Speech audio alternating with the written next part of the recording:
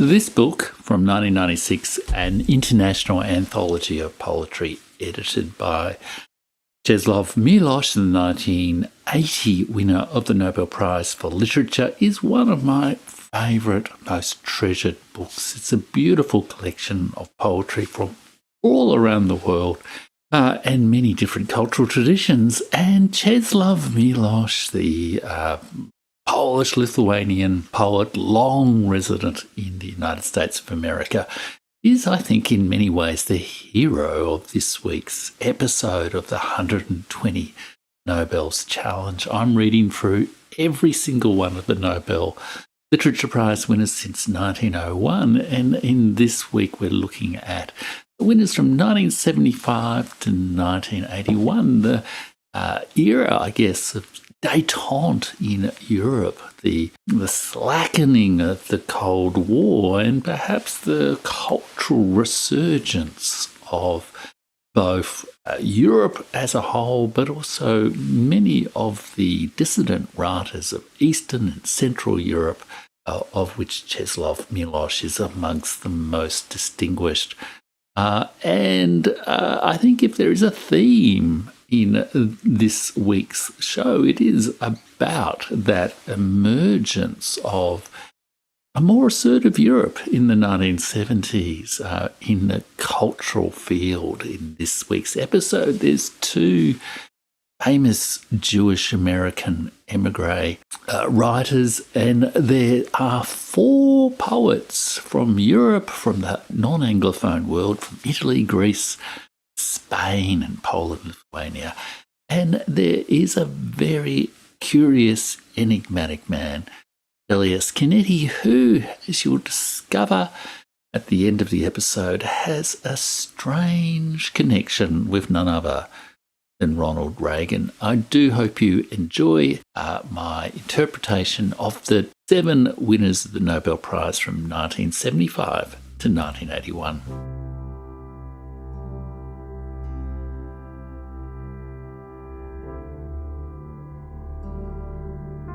(1975), Eugenio Montale, 1896 to 1981, Italy.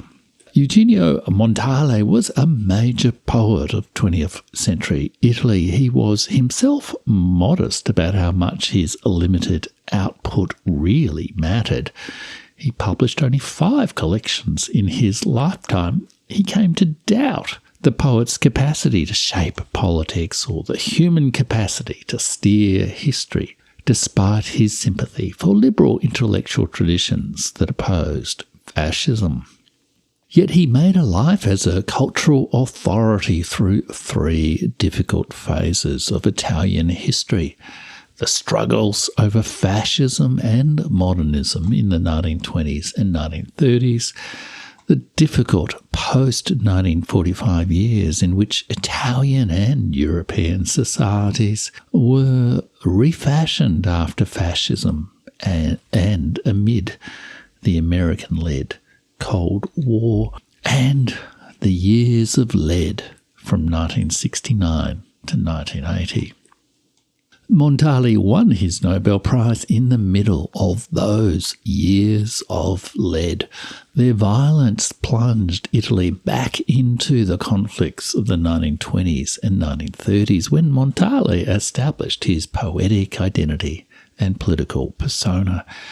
Assassinations, terror, ideological extremism, and mafia collaborations again took centre stage. The divisions within Italy and more widely Europe between Christian Democrats and Euro-communists, and between these establishment parties and the radical fringes, opened new wounds.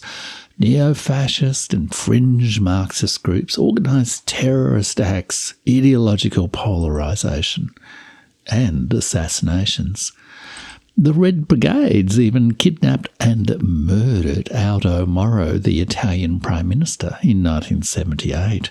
The Cold War, including through the CIA-led Operation Gladio, which sponsored some of these groups, with the complicity of Italian politicians, poured salt into the wounds. Montale emerged as a poet amidst the controversies between fascist modernists and politically liberal, culturally conservative elitists in the 1920s. The fascist modernists included the charismatic poet, soldier and political figure Gabriele D'Annunzio. The liberal elitists included the philosopher, cultural historian and liberal politician Benedetto Croce.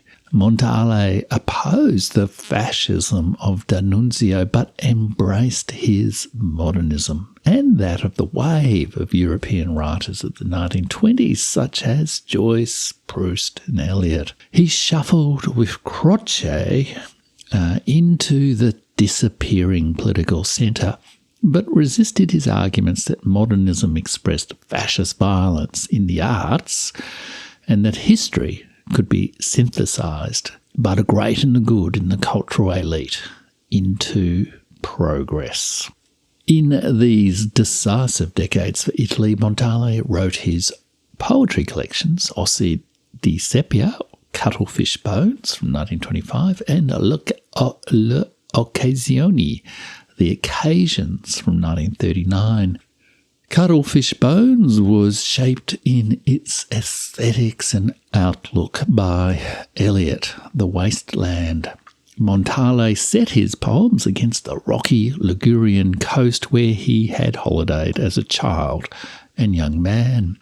Like Eliot's poem, Cuttlefish Bones caught the moods of Europe after the Great War, 1914 and 1918, when it reeled from the shocks of mass society, industrialism, early consumer culture, urbanisation, and total war.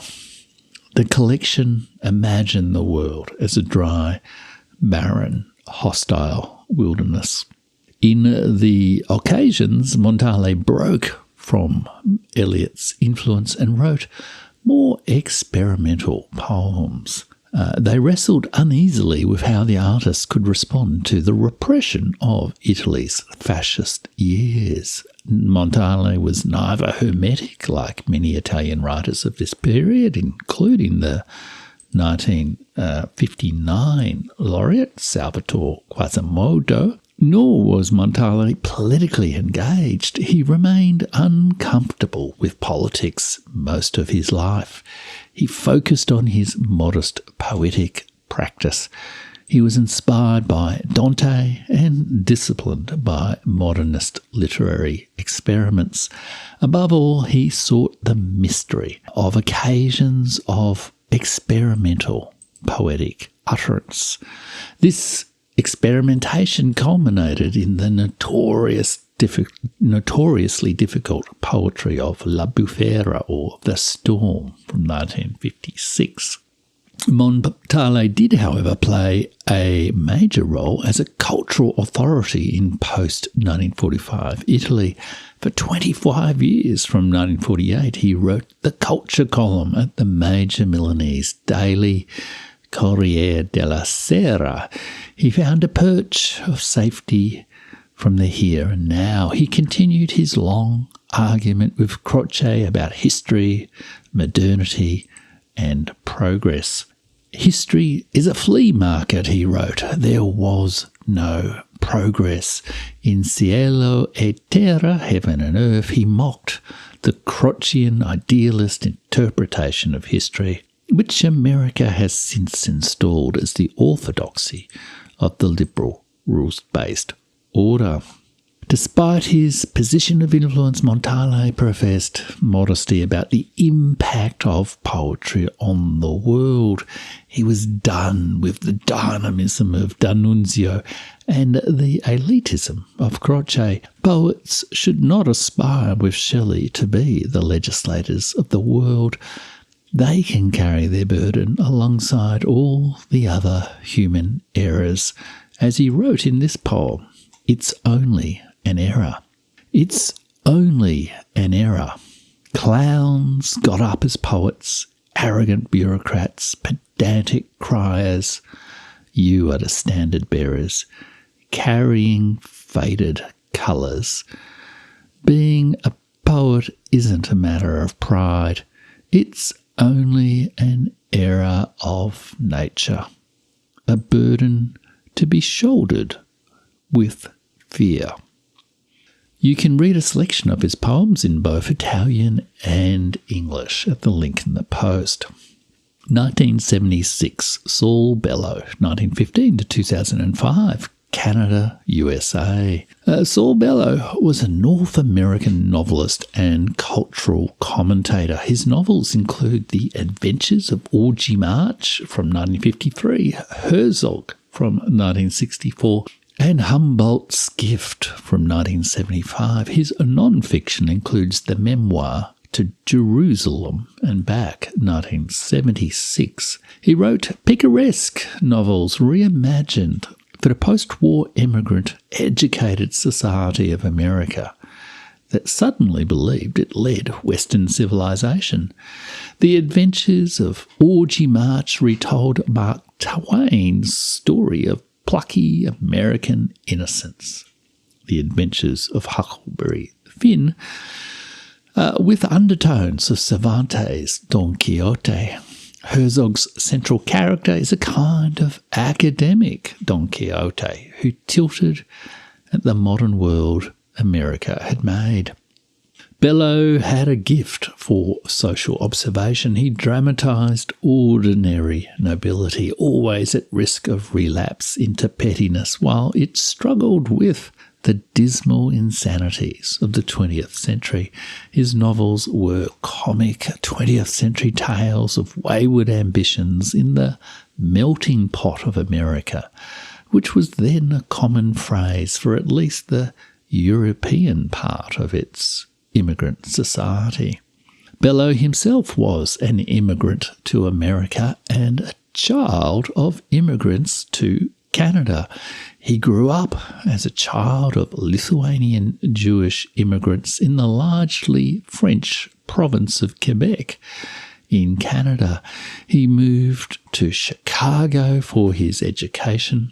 It became his home. He loved to teach in the new, prosperous institutions of the American university, which were then in their golden age.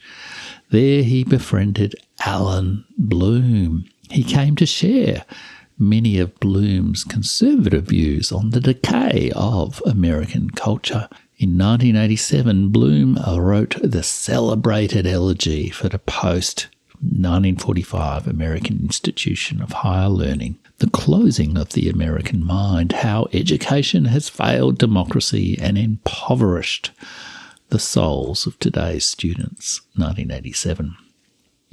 Bloom's influence on the American right came to outweigh that of his friend Bellow. It is a pity. Bellow had a sharper eye for social comedy and a greater gift for prose. His observation from To Jerusalem and Back might have tempered his friend's nostalgia for the lives of the 60s. Professor, a great deal of intelligence can be invested in ignorance when the need for illusion is deep. His reflections on the common observation that we live in an age of madness is a quixotic moral lesson for us all. In an age of madness, to expect to be untouched by madness is a form of madness, but the pursuit of sanity can be a form of madness too. 1977, Vicente Aleixandre, 1898 to 1984, Spain. In June 1977, Spain held its first constitutional election since the military coup and civil war of 1936. General Franco had died in 1975, and his successor began the process to return Spain to democracy. He did so despite the arguments of die-hard military phalangists and the direct actions of extreme Maoist leftists. It culminated in the adoption of a new constitution in a referendum in 1978. But by 1977, Spain's return to civilised democratic Europe was clear. It was a major moment for Spain and for the world.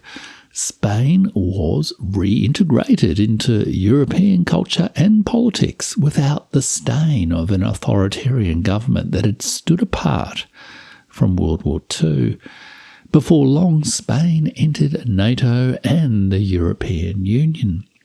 In 1977, the Nobel Committee celebrated the readmission of this major European culture by awarding the prize to the Madrid poet Vicente Aleixandre, who, despite his abhorrence for Franco's regime, had never left Spain to live a comfortable life in exile.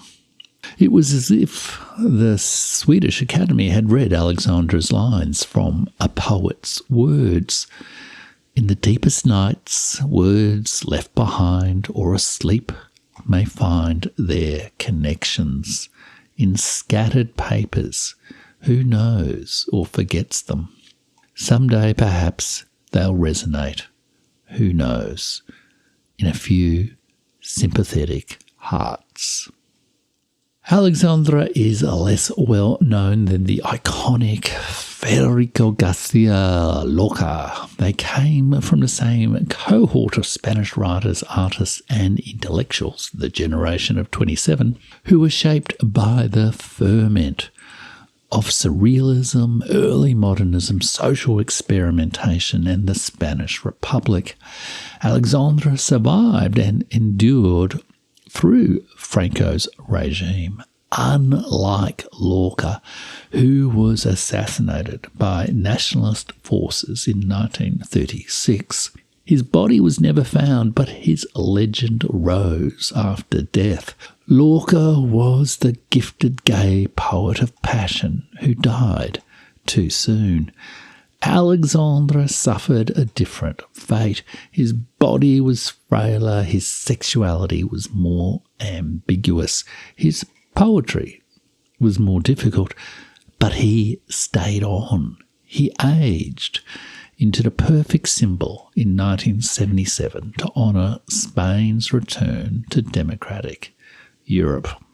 Alexandre's early poetry was in free verse and surrealistic. His poems mourned the modern world's loss of passion and the free spirit of nature. His collections include Passion of the Earth, 1935, Destruction or Love, 1933, Shadow of Paradise, 1944, History of the Heart, 1954, In a Vast Dominion, 1962, and Portraits with Names, 1965. Only 2 selections have been published in English translation. He was deeply influenced by Freud, Joyce, the discovery of the unconscious, and the surrealists. He practiced poetic experimentation and psychological exploration of the divided self. His poetry was stylistically complex, which made it harder to understand outside the Spanish language world. He wrote on themes of fellowship, friendliness, spiritual unity, and unhappy love. Alexandre also lived in divided love. He struggled to make a life as a bisexual man in conservative Catholic Francoist Spain. His long-term relationship with a male poet was known among his friends, but he kept his sexual life private. He learned to live in the regime despite his distaste for it. He became a mentor to many poets and the living connection to Spanish literary culture, unstained by Franco's dictatorship. In old age, he became the repository of Spain's modern literary traditions, which Franco had repressed. In the post-1945 years, he had mellowed from his early surrealist visions. While still writing meditative and hermetic poems, he articulated a grounded romantic vision of the poet. He sought to speak for everyone, not just the political, artistic and social rebels, in To Whom I Write, the first poem in a vast domain. He wrote, I write for everybody. I write particularly for those who do not read my poetry. Although little known in the Anglophone world and unknown to me before this challenge, his poetry is deeply appreciated in the Hispanic world for its luminous visions through verbal images.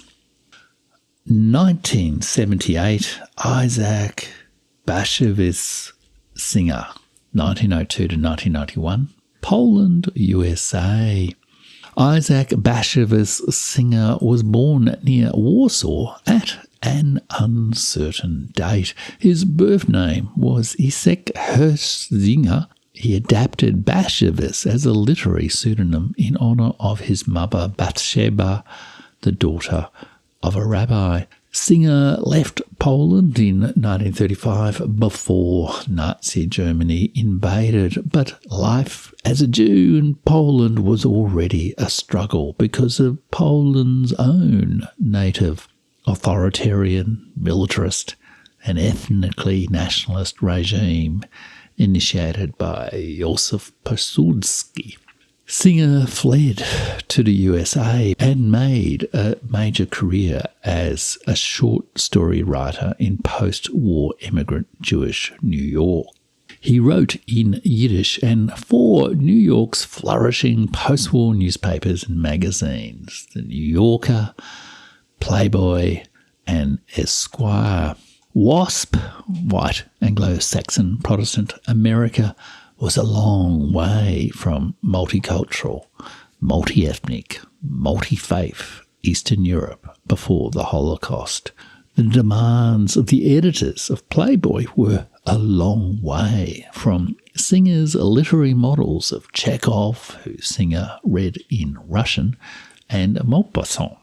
Singer's major literary influence, however, was the 1920 Nobel laureate, pan-Germanist, Nazi collaborator, and great European modernist, Knut Hamsun. Singer felt lost in America. Indeed, he titled his memoir, Lost in America.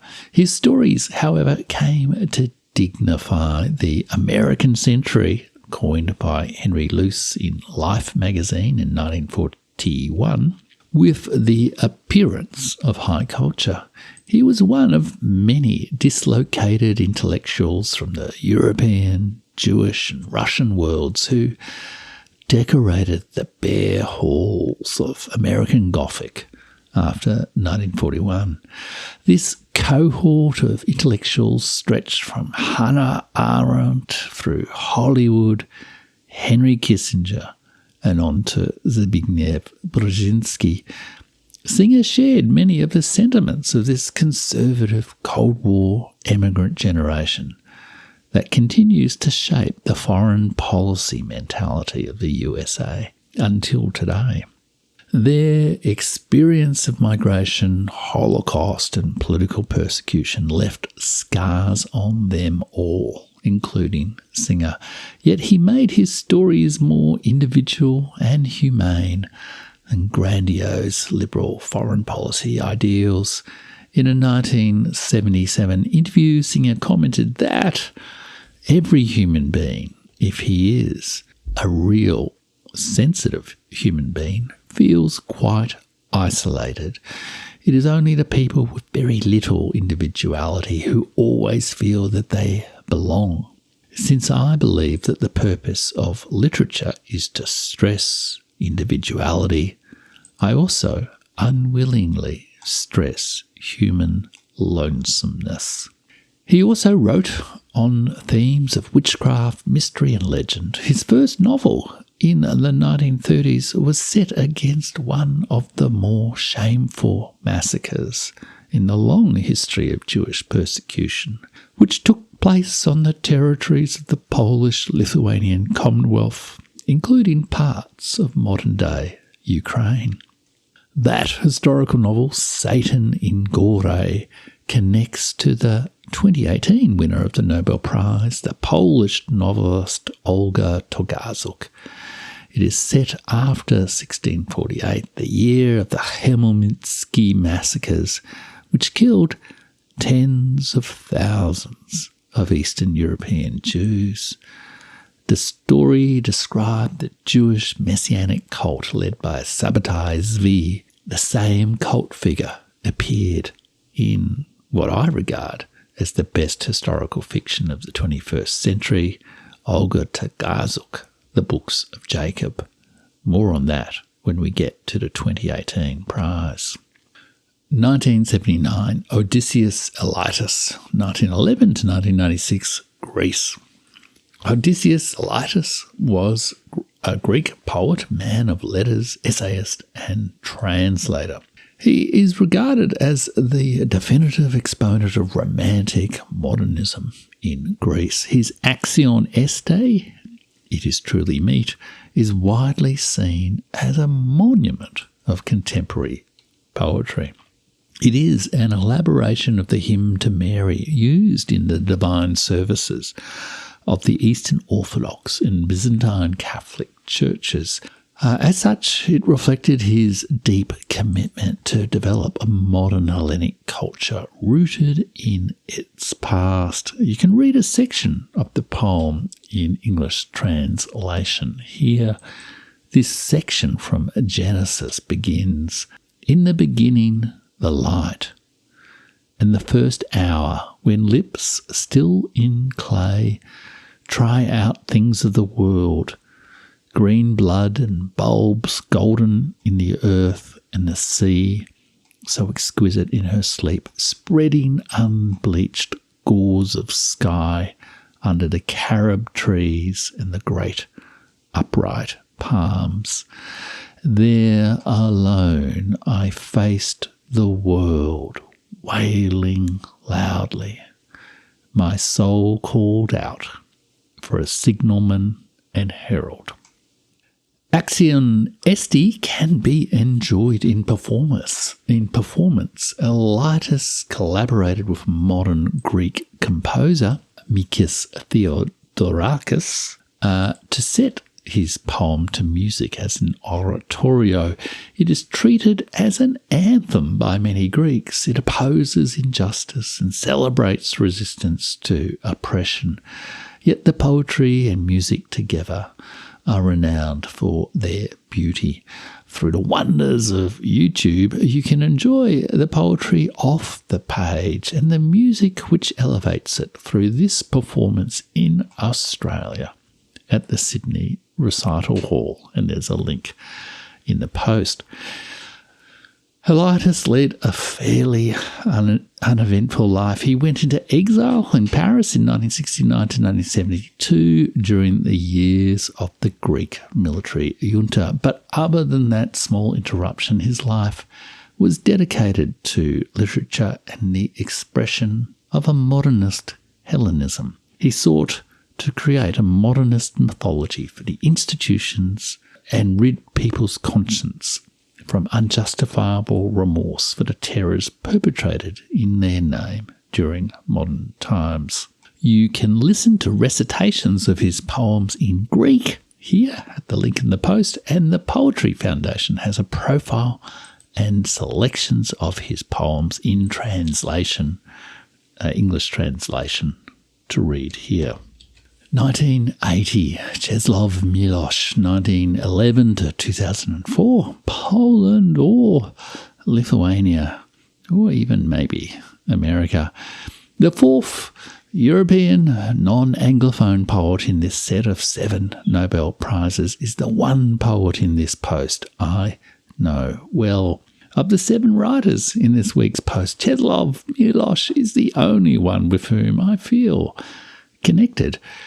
He searched for home in writing and memory, and not in the nations that laid claim to his cultural identity. In a paradox of literary and political history, Miłosz would become the best-known Polish writer to win the prize, despite his works being banned in Poland for decades after 1950. Yet later Polish nationalists resented his love of his roots in multicultural Lithuania before German nationalists purged its diversity. After 1939, Lithuanians claim Miłosz for their own, for good reason. It was the land of his birth and youth, yet they do not acknowledge his Polish language and resent his return late in life from American exile to Krakow, not Vilnius. Lastly, the Americans claim Miłosz like some cultural loot as an American writer, although until 1980 they left this teacher of Slavic literature in an obscure exile in California. With the prize pinned to Miłosz's chest, Americans displayed this loot of the other Europe in the museums of the free world, which they believed the USA had saved. I vaguely remember reading him in 1980, but memory may be playing tricks with me. I was in my last year of school and Poland was in the upheaval of solidarity and the strikes led by Lech Walesa in the Gdansk shipyards.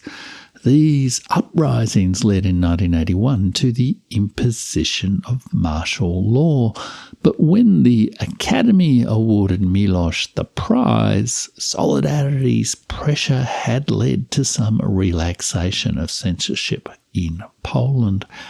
Miłosz's books were published there for the first time since his defection in 1950. They have been published there ever since. Streets bear his name.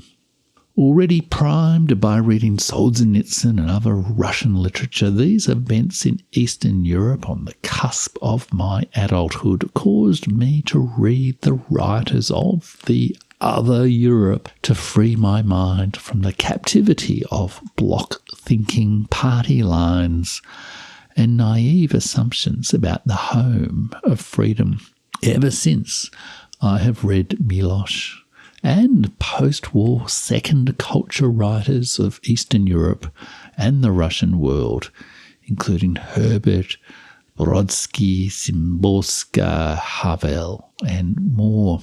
Miłosz was a poet of Greater Poland. He wrote in Polish, served as a diplomat of Poland after 1945, and returned from California to live in the beautiful old city of Krakow in his late life.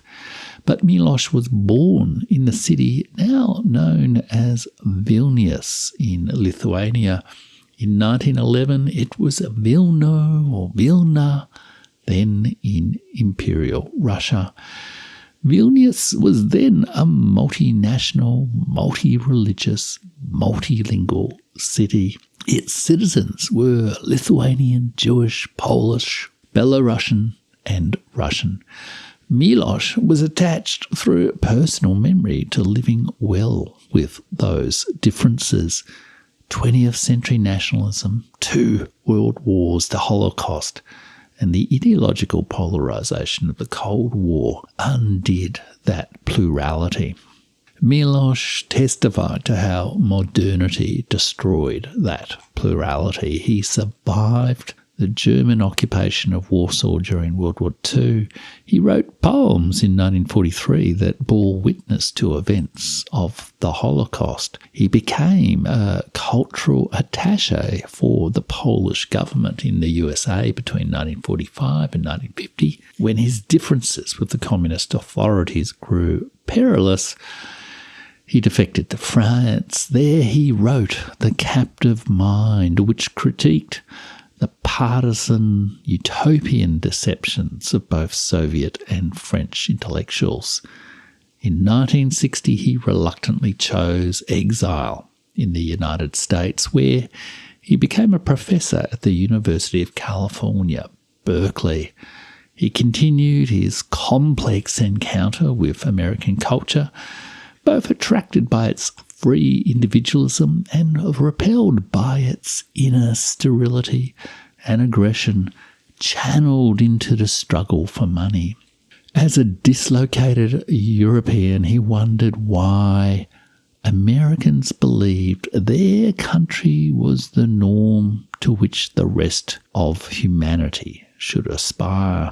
He observed, learned from, and chided the counterculture of the 60s and 70s, its revolutionary slogans, chanted on the streets by crowds, reminded Miloš of the authorities he had fled. In 1980, the Nobel Prize lifted him from exiled obscurity. It coincided with the successes of other Eastern European dissidents who had stayed behind the Iron Curtain. It brought Miloš transnational fame, yet he remained humble, generous, gregarious, grounded, and devoted to literature. In 1991, he visited his homeland after the dissolution of the Soviet Union. In 2000, after the first decade of turmoil of post-communist transition, he returned to Poland. There he died in 2004 and was interred in the Skalka Roman Catholic Church cemetery, where many honoured Poles rest. Miloš was primarily a poet. Even in his last years, after he was struck by blindness, he would dictate morning poems to his assistant and sometimes to his caring son. His writing carries traces of many streams of world literature. It reflects on history, morality, and how to live a learned, loving life amidst adversity and the delusions of the crowd. Two of his poems are known as among the earliest literary responses to the Holocaust by a non-participant. Campo dei Fiori and A Poor Christian Looks at the Ghetto were written in 1943 from outside the gates of the Warsaw Uprising. His poems reflect on the history he witnessed. Among my favourites is Higher Arguments in Favour of Discipline, derived from the speech before the Council of the Universal State in 2068. It displays Miloš's ability to pierce the armour of political speech. It begins, "We call for discipline, not expecting applause, because we do not need their cheers. Loyal citizens can enjoy our protection, and we demand nothing in exchange except obedience." I would read this poem for consolation during the years of COVID lockdowns. Miloš had a diction that could connect poetic language, common experience, and historical tragedy. He was a modern poet, deeply influenced by European, Asian, and even American poetic traditions. Yet he was always a poet of a shared language grounded in humane experience. His poetic persona is not the romantic or modernist prophet. It is not Patrick White's eternal stranger who desires revenge for his exclusion. Miloš is closer to many Japanese poets in seeking a style of discovery, observation, chance, and imperfection. He expressed this style in Ars Poetica, from City Without a Name, 1969. I have always aspired to a more spacious form that would be free from the claims of poetry or prose and would let us understand each other without exposing the author or reader to sublime agonies. In the very essence of poetry, there is something indecent. A thing is brought forth which we didn't know we had in us, so we blink our eyes as if a tiger had sprung out and stood in the light, lashing his tail. But Miloš wrote more than poetry. He wrote prose in many forms. He wrote novels about his experiences of wartime and Soviet Poland. He wrote memoirs and an autobiography. He wrote essays full of sharp cultural observations which approached anthropological notes in the manner of Clifford Geertz. For example, his essay collection, Visions from San Francisco Bay, painted the counterculture from his personal encounters in hippie land, the term he coined. He wrote letters, essays, and even a few memos with the eye of a diplomat that sought to make sense of the alien nation of the USA in which he lived in exile. His captive mind blended all these forms of prose writing. It was written during his exile in France following his defection from communist Poland. Miloš disliked how he had been treated as an anti-communist pariah by the leftist intelligentsia such as Jean-Paul Sartre. Albert Camus, however, supported Miloš, encouraged him to write the book. It shares themes with The Rebel. The Captive Mind is a critique of Soviet and all totalitarian intellectual cultures. It is a response by Miloš not only to the Polish communists he had fled, but to the French leftist intelligentsia who, quote, placed their hopes on a new world in the East ruled by a leader of incomparable wisdom and virtue, as he wrote in the preface. Minds can be captured by all styles of absolute doctrine and many promises of progress in the future. Miloš wrote this celebrated book to explore, quote, the vulnerability of the 20th century mind to seduction by socio-political doctrines and its readiness to accept totalitarian terror for the sake of a hypothetical future. It presented portraits of Polish intellectuals who deceived themselves with their own ideas. In doing so, they compromised truth and compassion to serve unreasonable power. They did so out of a desire for importance, position, or just to confirm their belief that they were on the right side of history. The book is not a museum piece on Soviet totalitarianism or the 1950s Western left. We can all see the same mind games today among ideologies and utopias of all flavours. There was something in Miloš's personality, his culture, or even his early experiences of life in a multicultural non-nation of Lithuania that protected him from the ideological partisans of history. He was open to the world and sought to respond to it with responsible care as only he could, and in the art form that was his refuge from the many disasters of the 20th century. This personality came through in his support for other writers, his friendships, his translations of poets in many cultures, and his anthologies. A Book of Luminous Things, an international anthology of poetry, 1996, edited and introduced by Miloš, is one of my most treasured possessions in the Burning Archive.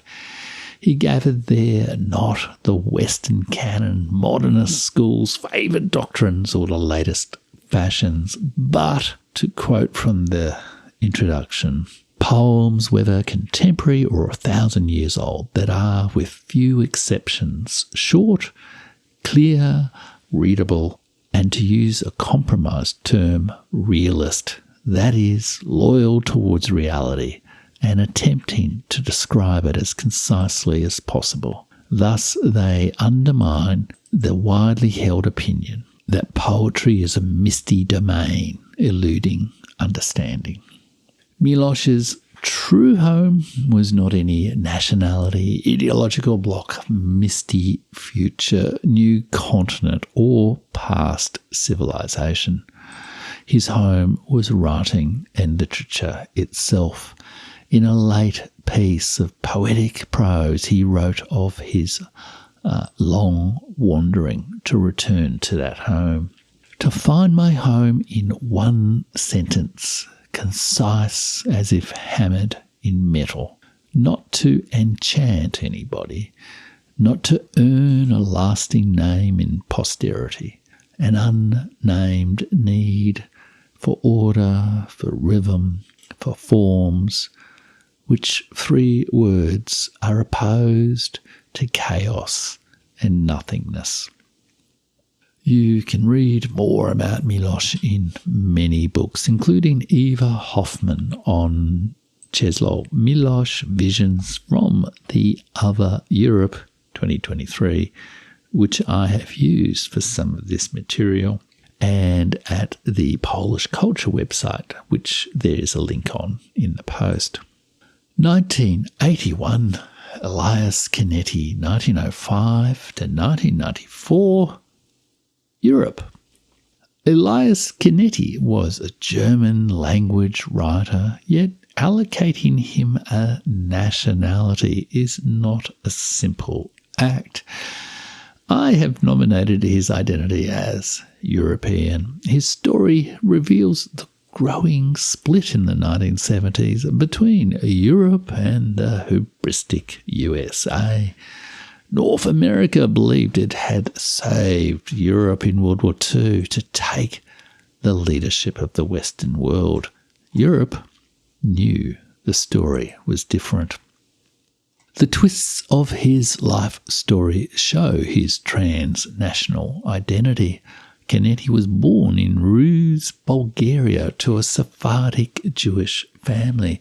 They moved to Manchester, England, but his father died in 1912. Canetti's mother took Elias and his brothers back to continental Europe. They settled in Vienna. They left the empire of shopkeepers to return to the great multinational Austro-Hungarian Empire, so brilliantly portrayed at exactly this time in Robert Musil, The Man Without Qualities. World War I and Woodrow Wilson's principles of ethnic self-determination broke that proud hegemon into national pieces.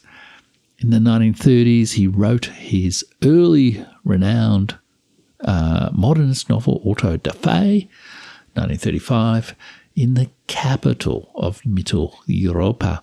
He fled after the Anschluss in 1938, when the German National Socialists made their claim for the new nations of the Habsburg Empire.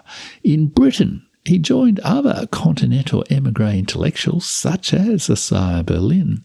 In 1952, when the Cold War heated up, he became or was granted citizenship of Britain. But in the early 1970s, as détente and Ostpolitik reconnected family, cultural and diplomatic bonds between the governments and people of Central Europe, Canetti returned to his spiritual home. He lived in Zurich from the mid-1970s to his death 2 decades later, 5 years after the fall of the Berlin Wall. His writing crossed as many genres as his passport crossed national borders. He was a novelist, playwright, memoirist, and non-fiction writer. His memoirs are the highly reputed trilogy The Tongue Set Free, The Torch in My Ear, and The Play of the Eyes.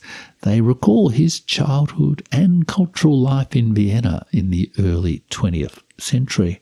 The Austro-Hungarian Empire may seem a lost cause of no interest today. But when I recently read Musil, The Man Without Qualities, I was struck by the affinities of this world, fixated on reasserting its greatness with the North American Empire of our own era. I know Canetti principally for his work Crowds and Power, a psychological study of crowd behaviour ranging from mob violence to religious congregations. It was, of course, a response to the history Canetti and Central Europe suffered in the 20th century. But that was not unique to them.